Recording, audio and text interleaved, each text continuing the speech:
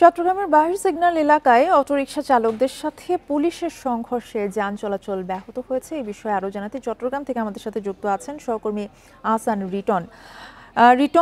Autorickshaw চালকদের সাথে পুলিশের সংঘর্ষ ঘটেছে এবং যান চলাচল ব্যাহত হয়েছে। সড়ক পরিস্থিতি এখন কি? বান্ডেল থাকলে প্রতি সেনমানিতে টাকা বাঁচবে।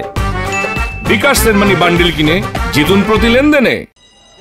আসলে সড়ক পরিস্থিতি বলা যেতে পারে যে একেবারেই শুনশান, অর্থাৎ যে যান চলাচল যেটি সেটি একেবারে স্বাভাবিক রয়েছে। আপনি জানেন যে আসলে গত ৩-৪ দিন ধরে চট্টগ্রাম জেলা প্রশাসন এবং চট্টগ্রাম মেট্রোপলিটন পুলিশের পক্ষ থেকে ব্যাটারি চালিত যে অবৈধ রিক্সাগুলো রয়েছে সেগুলোর বিরুদ্ধে অভিযান চলমান রয়েছে। গতকালকে পর্যন্ত প্রায় ৮০০ ব্যাটারি চালিত রিক্সা পুলিশ নানা জায়গা থেকে আটক করেছে এবং তারই ধারাবাহিকতা আজকে এই যে চট্টগ্রাম কাপ্তাই সড়কের যে বাহির সিগন্যাল কথা আমি এই মুহূর্তে যে মোড়টিতে আছি সেই মোড়টিতে আজকে সকাল 11টার দিকে পুলিশ তাদের যে ব্যাটারি চালিত রিক্সা ধরার যে অভিযান সেটি চালাচ্ছিল। ঠিক এই সময় অন্তত ৫০ থেকে ৬০ জনের ব্যাটারি চালিত রিক্সার চালক তারা মিছিল করে এই এলাকায় আসে এবং তারা প্রথমে পুলিশের কাজে বাধা দেয় এবং পরবর্তীতে এতে পুলিশও তাদেরকে বোঝানোর চেষ্টা করলে পুলিশ এবং ব্যাটারি চালিত রিক্সা চালক তাদের মধ্যে আসলে সংঘর্ষ ছড়িয়ে পড়ে এবং অন্তত ৪০ মিনিট ধরে এই যে সংঘর্ষ চলমান সেই সংঘর্ষে ৫ জন পুলিশ সদস্য সহ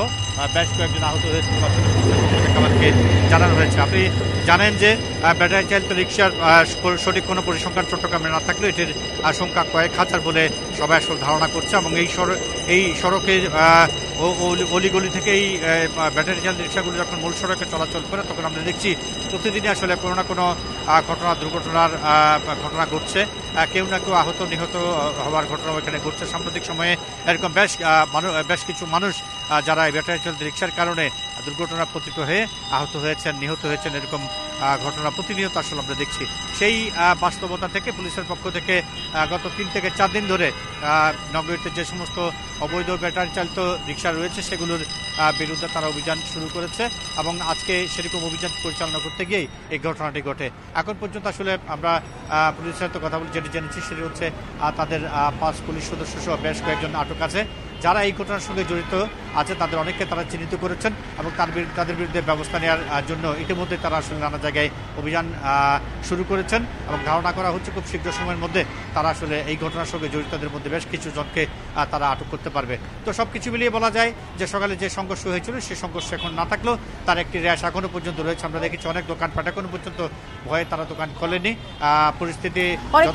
পরিস্থিতি আসলে বিরাজ করছে। আহসান রিটন জানাচ্ছিলেন চট্টগ্রাম থেকে।